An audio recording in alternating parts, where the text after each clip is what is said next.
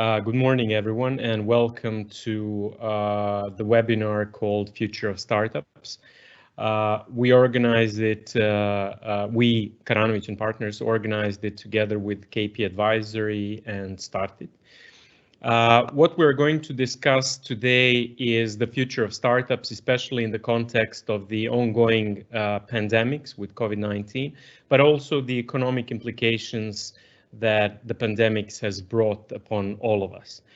I will be joined by Vukashin Stoikov, the CEO and founder of Startit, Christoph Berndt, a partner at KP Advisory, and Igor Angelovsky, a partner at Karanovic Partners. I will be just moderating this. My name is Rastko Petakovic, and I'm also a partner at Karanovic and Partners. Before we start, I would just like to announce that we have the live event Q&A. As you can see in this on your screens, you have the option to ask questions. Once you ask questions, we will see them in our setting, and then depending on how many we have and how much time we have to answer all of them, we will be publishing them. So once they are published, we will try to answer them all. And once, if, for example, for whatever reason, we are unable to answer some of the questions, we'll pick it up after the presentation, and then somebody will contact you. Okay, so let's start.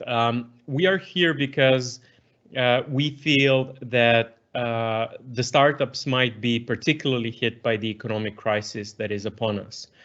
The crisis, the economic aspect of the crisis is like singularity event. So all of the troubles that any business is having, all of the challenges that they might have in their everyday business is actually exacerbated and compounded by the current crisis of both health and economic facts.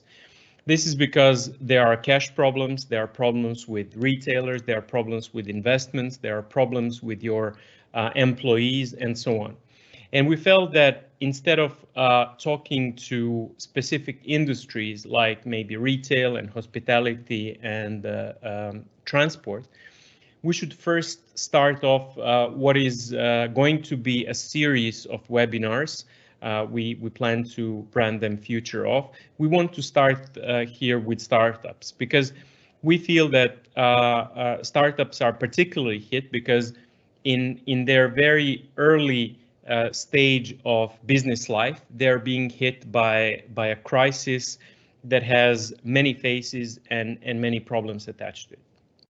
So the key benefit that we would like to bring to you guys today is the opportunity to speak to somebody who has been a CFO and who has a lot of experience in finance. Somebody who is a partner in a law firm and has a lot of experience in law. So to bring you two experts that are essentially like your in-house legal guy and your CFO, and on top of that, bring you Vukashin, who is somebody who understands the problems of startups firsthand, understands them by having spoken or having advised or having nurtured dozens of startups. So without further ado, we will start with Vukashin, and I would like to ask Vukashin to unmute his mic and start, giving his perspective on how the startups are faring in these very trying times. Vukashin, the floor is yours. Oh, thank you, Rastko, and thanks for putting all of this together. It's a really important topic, and one that should be probably examined, on a regular basis as events unfold and as we see, where the events take us and the startup ecosystem, obviously focused on Serbia. So a friend of mine who is from Miami, who is looking to invest in this region, has very well described the three most common reactions from startups in the past several months, and actually past 2 months. The first stage is paralysis, which is something that probably most of us went through, hopefully, at the initial, onset of this crisis. The second one is, well, aggressive cost cutting, which is something that many have done, many have, thought about, with the goal of, extending the runways so as to, make it possible for the startup to operate in an environment of extreme uncertainty.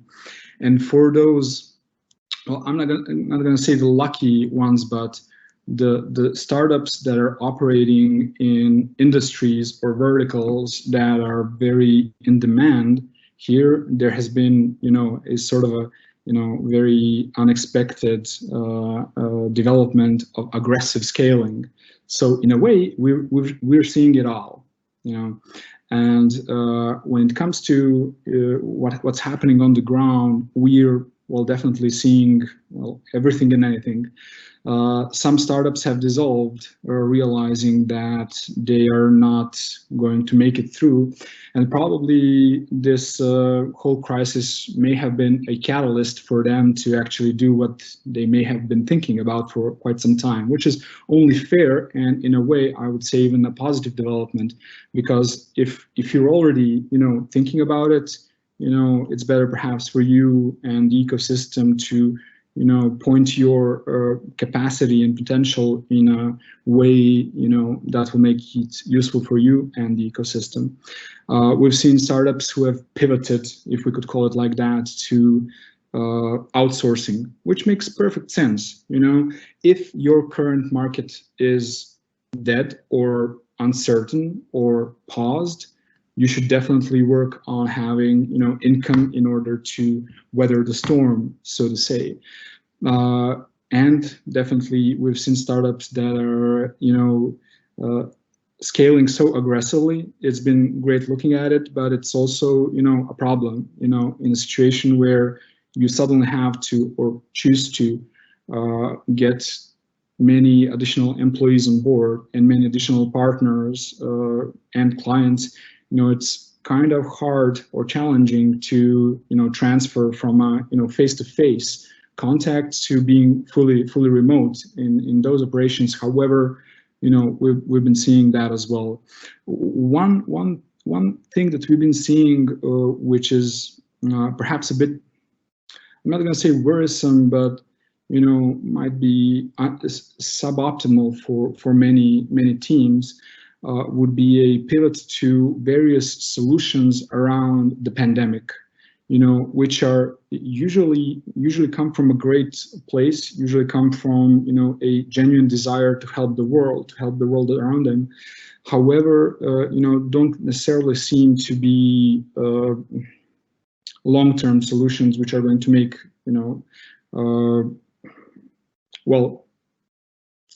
solutions that will go on, in the years to come. So I've heard the expression product disaster fit, instead of product market fit, obviously. However, definitely there's been a lot of, goodwill from the tech community here in Serbia to help out the health system as well as elsewhere in the world. So that's one of the beautiful things that we've been seeing in our startup community. So much, goodwill and effort to, contribute to the society. I could share some thoughts on how the future might, evolve when it comes to startups, but perhaps that might be better placed in another segment of the webinar whenever the time comes for that. If this all makes sense as a sort of an intro. I think it does. It makes a perfect sense, and I think the runway issues as well as pivoting issues, I think that's something that we definitely need to segue into. And for this segment, I think, Christoph, you are probably best positioned to give your view. So how do you see the issues around cash, the issues around cost cutting, What is the right timing for that, and what is the right timing especially in the current crisis now with the after the paralysis and after the cost cutting in this stage of a partial lifting of the lockdown? Christoph? Yeah, Asko, thanks very much, and thanks for having me. And also, Vukasin, you gave a very good intro. Before I get to the more detailed questions, let me maybe address 2 or 3 things. First of all, yes, it's trying times, and I agree to the notion that startups are very vulnerable, very much hit. But at the same time, I also think that startups, by default, are very innovative. They are, eager to find a solution, which makes me very optimistic that we will have a lot of startups that will actually be able to address the issues at hand and will come out of this. And it goes through for the startups across the ecosystems in our regions. I think it's much more mature than it was a couple of years ago. Obviously, nobody has been in such a situation before, so there's a high learning curve involved for everybody. What we see here is actually that companies in general are hit. The things that you mentioned, Rasko, in terms of cost cutting, things to be done from a financial standpoint, they apply to all the companies, hence also to startups.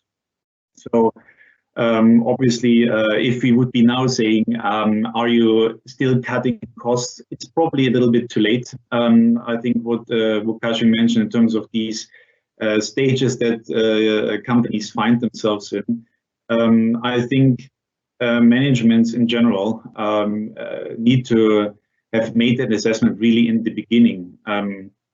I think on a positive side is that this whole crisis is affecting economies and companies throughout and very equally, I would say. So at the beginning, companies probably would have realized, okay, our demand, the markets are breaking away. There is a complete change in demand.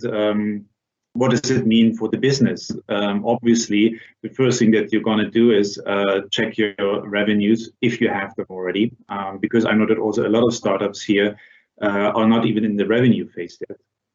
What are the really costs that you can cut in terms of, probably most startups cut rent, they cut subscriptions, they cut licenses, they might also part ways with employees, right, in order to save the company, in order to save the idea going forward. And I think these are very good measures. But at the same time, I think everybody's asking the question, first of all, how long this is lasting? How will it evolve after that?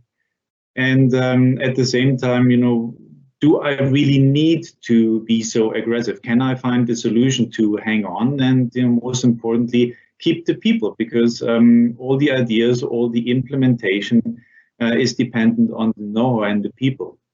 And I think this is one of the main lessons, what I've been seeing and reading about a lot is, how do you actually get people, to stay involved, to stay motivated and actually work on a solution, either continue working on the product that you're working on, or actually, as you also mentioned, Vukasin, can we pivot to something? Do we actually have a view after all these weeks, basically observing what is happening to customers, to various consumers, to sectors, do we actually find something that we believe will be a new direction going forward? And for that, it's obviously critical to keep the employees involved. And a good treatment, a good involvement of employees, I think very, very important. And yes, from a financial commercial standpoint, I think it's also super important to actually know how long you can last, how long you can survive. Calculating the runway, it's actually a very straightforward exercise, but there's a lot of unknowns in this game. Not only how long it lasts, but also what happens after. How do markets recover? A lot of startups don't really have a very diverse customer base. They have maybe a single product or an idea that they want to get to the market. So they're very, very vulnerable to this whole development. And at the same time, I know a lot of startups are looking to get funding. What does it mean for them now? First of all, I would say markets have changed. All the or some of the fundamentals are really different now, and KPIs and things that you would relate to earlier are not the same anymore, and you need to find a way to shift the argument. I think we'll have a point later to come back to funding and what it means for our markets. But I think even young management in the startups is actually now learning a lot and being tested. And I think those that, that stand their ground and develop, those will be very, very successful companies, and they will make it. Well, thank you, Christoph. I think this is you brought so many valid points, and I think it's fair to say that the challenges faced by executives today are not only faced by executives in startups. They are being faced across multiple industries, especially those that have been hit the hardest in these times. Let's move on to Igor. Igor, what do you think are the kind of at the cross section of different legal issues that the startups are facing in the most normal and the most ordinary of circumstances? And how do you think these challenges that they are facing are being exacerbated at the time of this crisis? Igor? Hi. At first, also, thank you for having me in this webinar. It's a privilege to be here, and thank you all for listening. I would also start. I think the startups now, like every other companies, needs to focus on two things. First is the crisis management, and then new growth and new opportunities. I think in comparison to the established companies, startups are, I think, better in finding the new opportunities. They're more innovative. They can easily find the new growth, but there are, in most cases, a little bit lack of experience and also knowledge in the crisis management. Now, from the legal perspective, I think they, as also Chris mentioned, they need to focus mostly on the following: solving liquidity problems and issues connected to the possible lack of revenues. We need to understand that startups are very different. There are different kinds of startups. Some even has a little bit more money than before, and most of them, especially if they don't have the market already or products, that are lacking out of this. So they need to agree with the different stakeholders like employees, suppliers, and maybe also the customers, which is additional task, and they need to do this professional. And then what is also very important for the startups, there are a lot of subsidies right now, state measure support. We can different them in the two fields. First was this urgent, immediately support, which we help a lot of startups and also other companies to get most out of this. But this is just for not paying the taxes, the subsidies, or something like this. But now there are a lot of supports coming up, and I can go through for Slovenia, for example, the Seed Bank, the Export Bank, which is giving up to 7 million loans and subsidy to the loans, which can be really good opportunities also for startup to get the money and to get most out of this crisis. The next thing, but is also from the legal perspective important, is to focus on the forgotten legal task. For example, IP protection. This is usually what startups usually are just doing and forget about to protect it, to go to the patent or to make real copyright arrangements or something like this. And now it's a good opportunity that they need to think about this as well, because this can put the difference on the market and also attract some investors which are willing to invest into the right startups with the right IP protection and the right product on the market. The next thing, of course, which are startups always thinking about this, to approach the right investor. We have from the angel investor to the VC firms, but for conditions for this is always they need to be prepared, not only from the product, not only from the market perspective, but also from the financial legal perspective. They need to put the house in order. They need to have all the books prepared. They need to be prepared for the due diligence, which is now also good that they start thinking about it to take this crisis management to get most out of the support which government is giving, and to take the advantage in the future. With the advantage in the future, if they have the real investor, they also can start thinking about merging with the other similar startup, with acquiring other startups. And I'm not thinking about only Serbia and Slovenia, but the Balkan area could be opportunity, could be treated as one market. So basically they can search a little bit also abroad, not only in Serbia, but just to acquire maybe somebody in Bosnia or Macedonia, or even Slovenia, or vice versa. So basically, I think now it's also the good opportunity that the startups start looking to similar startups to join their idea and to start thinking about making the bigger picture. Thank you. I think these are all very, very valid points. So let me try to sum up what we've discussed so far and then give the floor back to Vukašin. So essentially, I think all agree that the problems that we're seeing are, multiple problems at once. And from the legal and financial standpoint, it's fair to say that some preparations should have been made by now. Some of the preparations should be made now, and some of the changes of direction should be made in the near future to utilize the opportunities that are essentially lying around for those that are. But going back to the basics, for example, thinking about how many startups are established, incorporated, how many startups have proper finances in place, how many startups are, doing things to protect their IP, doing things to regulate the relationship they have with their customers, with their brand, and so on. Maybe Vukašin, you can help us here. Do you think startups are prepared in those kind of going back to the basics? Are they have they gone to the basics, and how well prepared are they in this sense?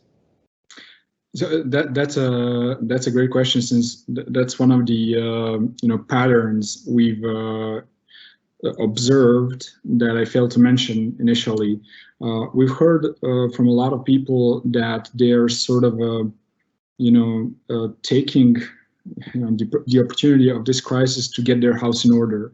So we hear a lot about getting internal processes in order, getting administrative stuff in order. However, for startups, those things are a luxury for most startups, because if they're not either aggressively scaling, I would think, or are not aggressively looking for survival, they might not be startups anymore. They may have gone on to becoming, grown-up companies or scale-ups, however you want to put it. So I'm very cautious when I hear from someone, that they're taking time to get everything in order. One thing that I've been hearing in terms of, getting your house in order, which makes perfect sense, is, getting closer to your existing clients. So making sure that you don't churn any of the existing accounts you have, making sure that your clients, can count on you, that, you're taking extra care in this very, very hard sort of, circumstances for most. But I would say that the type of, housekeeping that we've heard from so far came a bit more from established companies as opposed to startups, because few startups have the luxury of, just, taking some time off to get their house in order. So I would think that for those startups that should be looking into questions like IP, that from our experience so far, it might be even a bit further at this particular moment from their immediate focus, because they're either aggressively scaling or aggressively clinging to to the edge, if that makes sense. Yes, I think it makes perfect sense, and maybe this is a good segue into how we can essentially help them put their house in order. So, Igor, would you like maybe to explain in a few words what K-Lab is? Yes, indeed. And a very good intro, actually, for the K-Lab, because actually when we are talking about house in order, this usually, especially for established companies, is connected to the pricing and to the cost. And the startups are usually not willing, or don't have so much money at the moment. But we at Karanovic Partners, we have the program which is called K-Lab, which is the hub for talents to share the knowledge with the generations and to be part of the game-changing innovation in the future. We established this. We have a long tradition of helping and supporting the startups. And then we were thinking about how to extend this a little bit further. We can offer this kind of legal support, especially on IP, for putting the house in order. We can also provide them networking and testing. And the idea is, and also to our network of the VC funds and etc. But what is important, we are not exclusive. We are not like a hub. We are cooperating with with the Serbian Game Association. So we are just there to provide some kind of support to get in touch with the technology and to support the startup right now, in order that we will have some long cooperation when the startup will be unicorn. We hope so, and we will be very, very proud that we were with this startup from the beginning, and to the IPO and to the exit. Well, thanks, Chris. Can you maybe add on to this? How do we work them from the financial standpoint as well? Yeah, sure, absolutely. I think what's very important in let's stick to the term of bringing the house in order. I think a sound financial analysis is very important. Even more so in times of crisis. I think from my experience is that startups view budgeting and business plans as a necessary evil. If you apply for a grant or for some money, you need to show a business plan. But I think very few actually really manage their company by it. And I think now it's very important to actually know exactly what kind of cost basis you have. How far does your money get you at the moment, the money that you have acquired maybe in a previous round or through your revenues. And it was already mentioned, how do your revenues look like? How were they impacted, and so on and so forth. So I think business planning is a very important task to be done. There's, as I said, a lot of variables in terms of how revenue has changed. You have to adjust your pricing model. On the positive side, I think startups are very flexible in terms of also accommodating needs of clients. So if you have a product, will you make an adjustment or a modification for a client? Of course you will, because you want to keep that client and build a relationship. And frankly, I think you have the time to put that effort in at the moment. Will you be more flexible in packages or pricing? I think yes, and that's what will probably save you down the road. So it will save the client relationship. In terms of costs, I think there's a lot of tools, and I think the lawyers know this much better than me, how you can bind really talent and good employees to the company with stock option plans, etc. So maybe you don't need to pay that much cash at the moment, and maybe you also find this sort of gentleman agreement that will actually make it flexible and make it workable. And also importantly, if you have a good product and you go out, there's still investors looking for solutions. There's still interest in the market, but don't compare things to the pre-crisis. I think the last decade literally was we witnessed increasing deal sizes, we witnessed increasing multiples and valuations all over the place. And I think this has come to a very rapid halt. This is not going to be there anymore. I think also VCs will really focus much more on fundamentals. If there is now capacity to invest, they'll be very cautious. And I think only if you have a very, very strong proposition, you'll be able to get funding. So yeah, so from a financial standpoint, there's obviously a lot of topics that we can help dealing with, you know, getting the house in order, but also going out there and trying to get money. Thank you. And Vukashin, how does this sound to you? So, you know, this program is a little bit new and young, essentially in creation. And so far, we've been kind of establishing the relationship, with the working relationship with a lot of startups through it. And yet, we still see a little bit of hesitance from their side, in some sense, to you know, to put their house in order, as you mentioned it. In some senses, to kind of reveal the details of their structure and how their structure is working. Why do you think that is, and how do we overcome this this obstacle? Well, obviously, you know, without, you know, knowing exactly the details of the communication, you know, used, one should and could expect that there are some, you know, there needs to be some time before, you know, different types of cultures, such as that of a, you know, serious grown-up company, you know, such as, you know, yourselves, and startups, which are usually, you know, groups of very young people with an engineering or creative cultures. You know, there might be some initial misunderstandings and perhaps some mistrust on the part of the startups. However, you know, I see that as a very, very, you know, good trend that is necessary for our ecosystems, because, you know,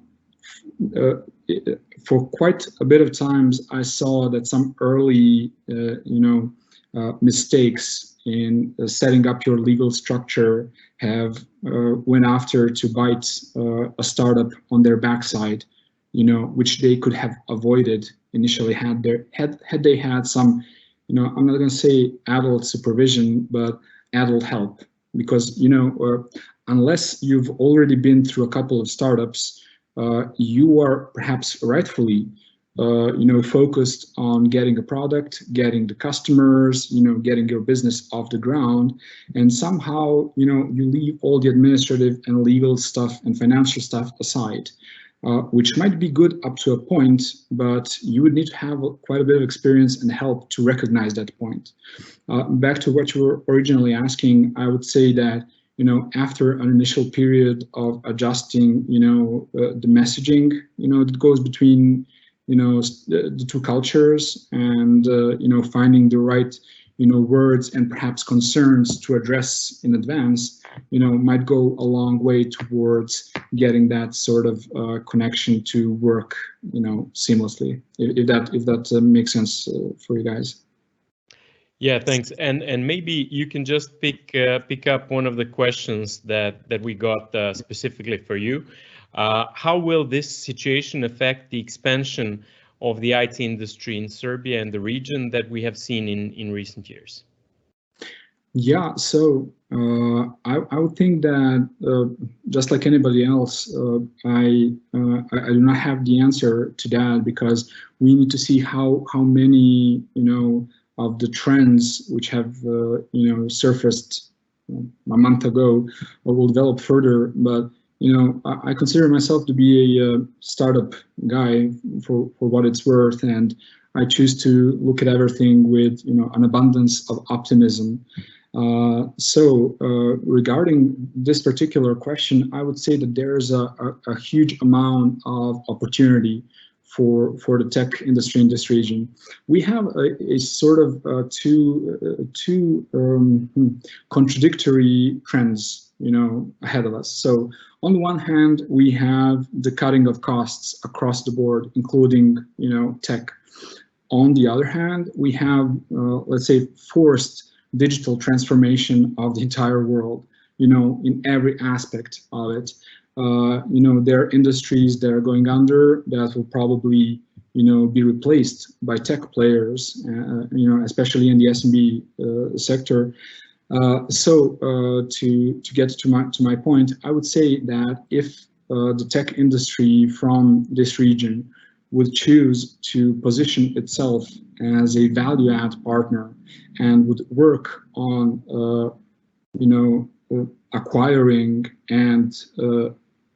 acquiring the knowledge of how to help businesses grow, as opposed to just turning specifications, into code, that the tech industry will avoid a race to the bottom in terms of pricing, which will then, make it grow even stronger. So far, the trends and research that we've probably all seen about at least the Serbian tech industry is that, it's holding itself together, aside from a few edge cases which were extremely affected by the fact that real life has been postponed. So bottom line, I would say that there's a huge opportunity here. I don't see a contraction, but there could be a risk of falling, behind into the race to the bottom in terms of outsourcing pricing. If you remain in a commodity sort of position, and an opportunity to, be bold and go up the market. Thank you. This makes a lot of sense. Next question. Can we get more details on financial aid available for startups facing problems during crisis, both for Serbia and neighboring countries, if possible? Maybe Igor, you can pick this up from the Slovenian perspective, and then we will continue for the Serbian part. Yes, of course. This is we already undergone for these first initial measures, which are connected to the non-payment of contribution and taxes from crisis bonuses for work-related measures, which is we help a lot of startups with that. But this is some liquidity immediately urgent measures. Now, at least in Slovenia, in June, there is a time for the follow-up measures which are linked to the financial, for example, and this was already before. There is a 12 months moratorium for the loan for the bank financing, and then SEED, Slovenian Export Bank, is giving direct loans up to 7 million euro, basically from 100,000 to 7 million euro to the companies which are facing the troubles due to COVID pandemic. There are also guarantees to bank loans, also from 100,000 to 7 million euro. And these bank loans, which are supported, which are guaranteed by the Slovenian Export Bank or similar kind of mechanism, can be used also for the refinancing of the old debt. There are also loans in connection to the hospitality. And what is a good thing is also we have a Slovene enterprise fund, which is also providing the guarantees for the bank loans, and also to support the interest rate, which can be from 0.5 to 1% only. And this kind of money, bank loans from up to 1.2 million euro plus some capex, can be used for the new investment, for the expansion, to go into the other markets, which can be quite interesting for the startups, maybe a little bit more in the growing range, but it's quite a good thing that the government is also pushing a little bit also the other direction. And there are, of course, some kind of micro loans up to 25,000 euros. These are all loans, basically. You need to repay them, but the interest rates are very, very good. So basically, if the startups needs to finance, if they have the real project, they can, if they have the right financial structure, which Chris knows a little bit more about that, they can take advantage out of this.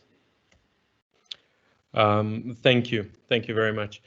We have a question that I think is particularly, actually, Branimir Rajšić, who is our colleague specializing in tax matters and state aid, has also answered the question about Serbia. So if there are any follow-up questions to that, we can pick it up. But there was a very, very interesting question coming that says actually, do you think that startup scene might lose its importance in the upcoming period as the investors will probably be looking for more sound investments? And I would just maybe like to throw in, my 2 cents on this issue and then hand it over to Christoph. So I think it would be very wrong to draw conclusions from how this will play out in the short term.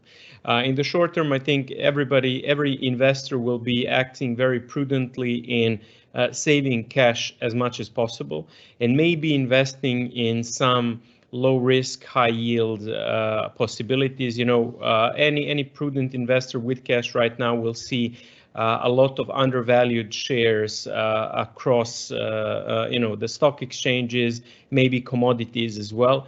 So that's probably the most likely scenario for their short-term investments. But to give you maybe a kind of illustrative example, the investors that normally I talk to for this region, they are not drawing their attention away from this region and from the startup scene. They are asking questions, are there startups focusing on this, and are there startups focusing on that? And they would like actually to invest. They are conveying message that maybe some of the state aid support that they might apply for is not maybe an ideal thing to apply for, and maybe they would be actually looking to support them even in these very difficult times. What I think is important and also draws very well to this issue is how these startups are going to preserve their ideas and going to preserve their kind of backbone of their of them being an investment opportunity from a financial standpoint, from the IP standpoint, and keeping the relationship, which was mentioned at the beginning, with their employees, with their partners, with their customers. So maybe Chris, you can also. I sorry for picking up the question on the investors, but maybe you can share your views on this as well, Chris. Thanks, Asko. I think you tackled already quite very good points on this. I would just add a few comments. I like the notion of a sound investment because first of all, I think startups that do obtain an investment are companies worthwhile investing into, and I think institutional investors, be it PEs, VCs, they do their homework, their due diligence before they invest. So the investments just don't come like this; they don't take it lightly. This will certainly not change. I think what does change, however, is how deals are being perceived in terms of the values, in terms of how investors actually put their money into deals. I think we have seen a lot of skyrocketing valuations. I mean, we refer to the unicorns, but sometimes I was scratching my head and saying, look, is this actually real? Can this value actually be materialized at some point? So I think there is definitely going to be an adjustment in terms of deal value. So as a startup, you also have to adjust your expectations in the percentage what you may get in exchange for the money, to put it very simply. At the moment, I also think that a lot of investors still have to actually get their own house in order. I think a lot of them have also suffered losses. They have been investing either in industries that have seen major hits. If you think about airlines, if you think about vacation, leisure, etc. I mean, all of this is basically down to zero, and a lot of companies have lost a lot of money. And it also means stop the bleeding short term before you actually go into the next deals. Other investors really need to also take care of their portfolio companies. Make sure they have liquidity, make sure they are okay, that they deal with the situation, with the markets, with the challenges in the right way. So I don't think that the startup scene actually loses its importance. I think even more so, investors are now scrambling around the ideas, what is going to be the next thing arising out of this crisis? Not just how to say, fight the pandemic, fight the crisis. Where will the economies go? What is the next thing that customers do want to have? Because those that react quickly and position themselves will obviously gain the most out of this. And this is what we have learned from the last crisis. Those who actually position themselves around the right ideas, not just years after the crisis, but basically right now, they will benefit. And startups are obviously the best vehicle to do it. They're agile. They don't. The investments are still in terms of volume. They are not as large as investing into established companies. So there's certainly a hunt for the right ideas, for the right products, and for the right teams, obviously, in order to implement and to grow. So yes, I think startups will actually be in demand. Thank you, Chris. The next question is actually suggested that Igor should pick up. It says, our startup is actually doing very good despite the situation. How can we prepare for the VC in the upcoming period? I personally see many opportunities. Maybe I am too optimistic. Igor? Okay, thank you. Good to hear that some startups are doing very good, which is actually the case and is actually very true. We had a lot of experience in this kind of thing, but from the legal perspective, what we will do immediately is to perform some very simple like vendor due diligence to see if the startups has a right corporate structure, to see if the structure is that there is one owner and there is one company or maybe subsidiaries, not that the owner is owning some kind of asset and not the other ways around. Then we will put everything into the one company. We will make the right contracts with the employees. We will focus right on the IP rights. And this is basically from the legal perspective what is the most important. And it's usually not so hard as it seems at the first glance. It's usually first week or 2 weeks are very hard when we are asking the question, do we have this, do we have this, do we have this? But actually the VC fund would also answer this question, ask this question. And it's very, very good that the startups are already prepared in advance. From the financial perspective, it's good that that the startup prepares the teaser, which the VC funds are used to it, to give them the right numbers, to give them the right answers, and this is usually all the time the right story. And when all of this legal part and financial part are linked together, then the startup just, which is usually the easiest thing for the startups, convince them with the enthusiasm, with the knowledge, with the market uniqueness, and then this story matches up. If some startup already now, which is doing very good on the market and the numbers are going high, sees some kind of opportunities to expand, to grow, to see some target for the takeovers. This, I think, personally, could be also more appreciated by the VC funds. I think the VC funds some of them has a problem, so it's a little bit harder to get money than before, but there is still, startup will always be something interested because the yields can be high, and also there is a passion in the startups, which is always interested. And if some startups know what and can predict the future and show this with the experience and with the real know-how, this is even easier for the VC funds to enter into such startup, because they will get the bigger picture, not only the startup, but also some more acquisition later. Thank you. Oh, I answered. Okay. Yes, thank you, Igor, so much. The next question is, I think, very interesting and tricky at the same time. Do you believe the governments did enough to mitigate the impact on the startup scene? And I would maybe like to give this question to Vukashin. I think he's probably the one who is best suited to tell us how well do we think that this aid has been delivered to startups. Please, Vukashin. Well, thanks. Obviously, I can only speak for Serbia, another region. Even though I've been, reading a lot about what various governments are doing, when it comes to startups.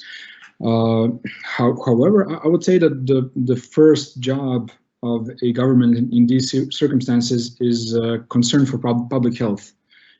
Because if public health goes to hell, there's no amount of help for startups that will give them an environment that they can work in and thrive in.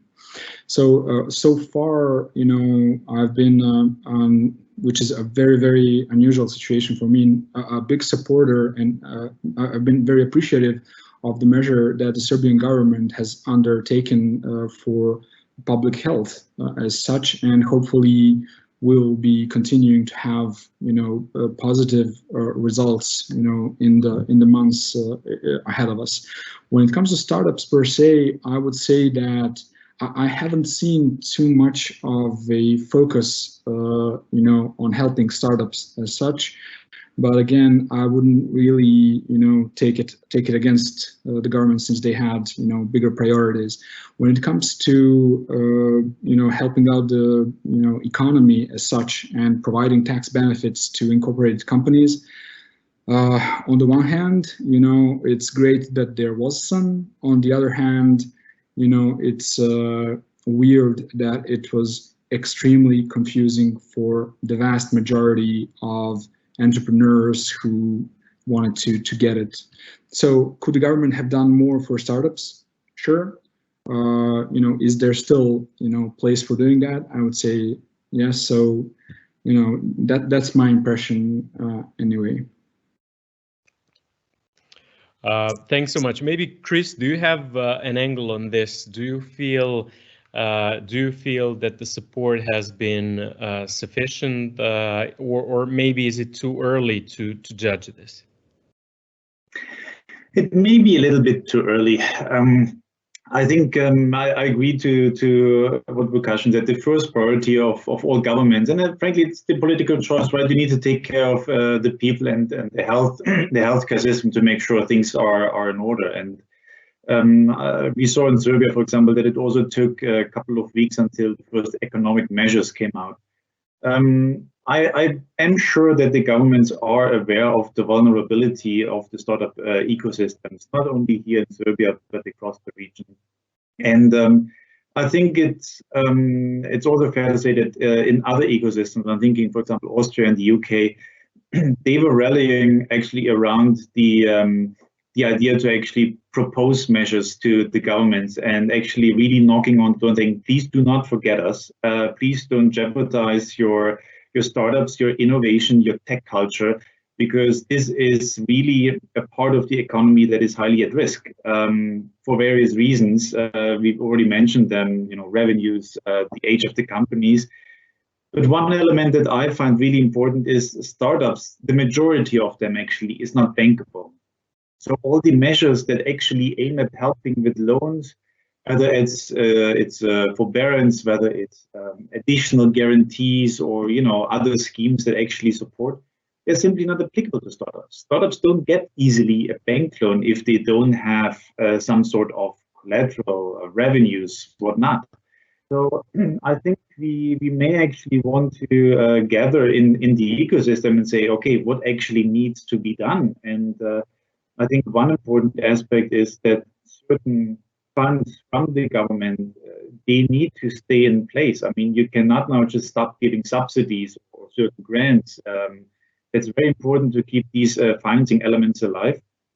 And in addition to that, we probably should see how the government can help, can interact. And I saw another question there, and I'm just giving now the intro for somebody else to answer. Yes, I think the government should also tap into startups as a supplier, as government institutions generally being first adopters. We all know the big topics around procurement and all the technicalities around this. Okay, maybe now's the time to put this aside. Why can a government entity not buy from a startup, from a young company that has the right idea, the right product? So I'll give this in for somebody else to pick up on this. Thank you, Chris. I think it's actually a great question, and maybe let me first. I fully agree. The challenge that is being faced is first and foremost the health challenge. So whoever can solve the health issue is actually helping governments first, and together with governments, all citizens in a country. And maybe these markets are too small to show a major progress in biotech industries, but they are not very small to give some progress in terms of employee safety, in terms of the ability to collaborate remotely, and so on. So yeah, fully agree here. Igor, do you have any thoughts around the government being first, early adopters, and are there any obstacles from the legal standpoint to this happening?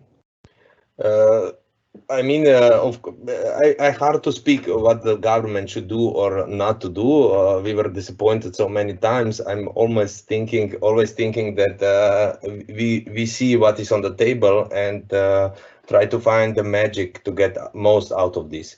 Of course, I think this is the right direction. There are, of course, the governments, and also I'm referring more to the state-owned companies. They need to follow the procurement procedure. So this is not the easiest thing to be discussed, and it also could be illegal to speak in this way. But we see this in all the countries, in Germany and in Austria, or for example, Deutsche Bahn, which is supporting and getting the right solution from their startups. They're building the product, the know-how, and they're selling this to our region. So I think we should also do the same in this way. Maybe I could not speak that so loudly. And of course, there are also solutions for this kind of thing. But I also think that this is really important that the big companies, or the more developed companies, I would say, start cooperating with the startups and offer them the playground to test their products, which are exactly what we are doing at the K-Lab with the legal technology and the REG technology.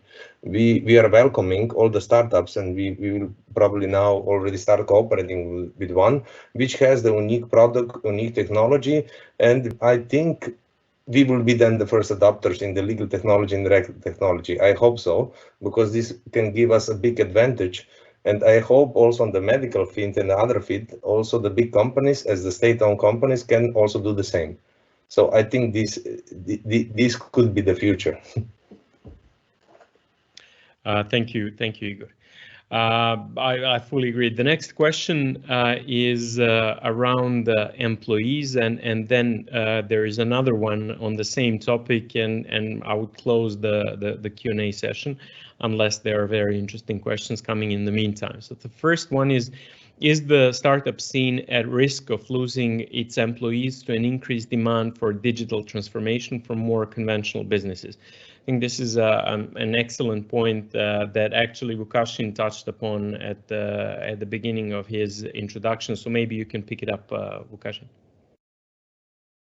Yeah, I would say that definitely startups are at risk of losing talent to better financed, let's say, competitors on the job market. However, that is kind of a situation all the time. And if you haven't been able to acquire or recruit people with at least a bit of an appetite for risk, and you still haven't gotten to a place where your startup or company has been perceived as stable, then it was only a matter of time before that person or persons were going to leave.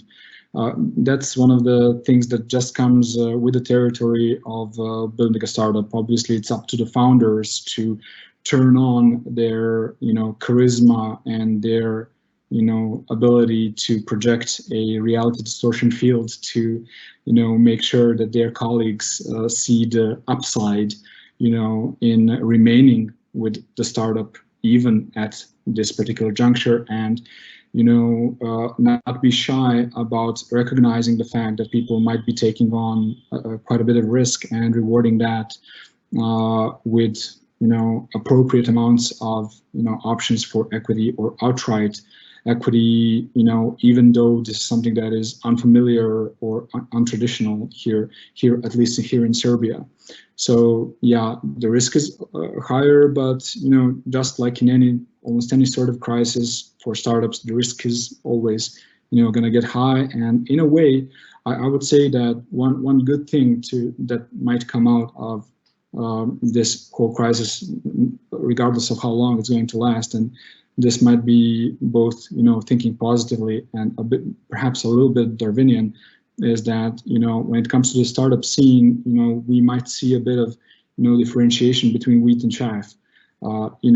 These hard times are going to make some people who went into the startup ecosystem because of excitement and perhaps because of prestige, even leaving it due to the fact that times have become very hard, which is not necessarily a bad thing.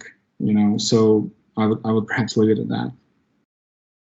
Well, thanks. This has been an excellent point, and maybe just to add to this, there has been a change of regulations in Serbia a couple of months ago to enable actually the employers to give share options to their employees. And I think this has been kind of a critical change, especially in the current climate where we see the major, well, no longer startups, but the major tech companies like Airbnb and others laying off their employees, but with certain kind of adjustments in terms of vesting, in terms of providing their the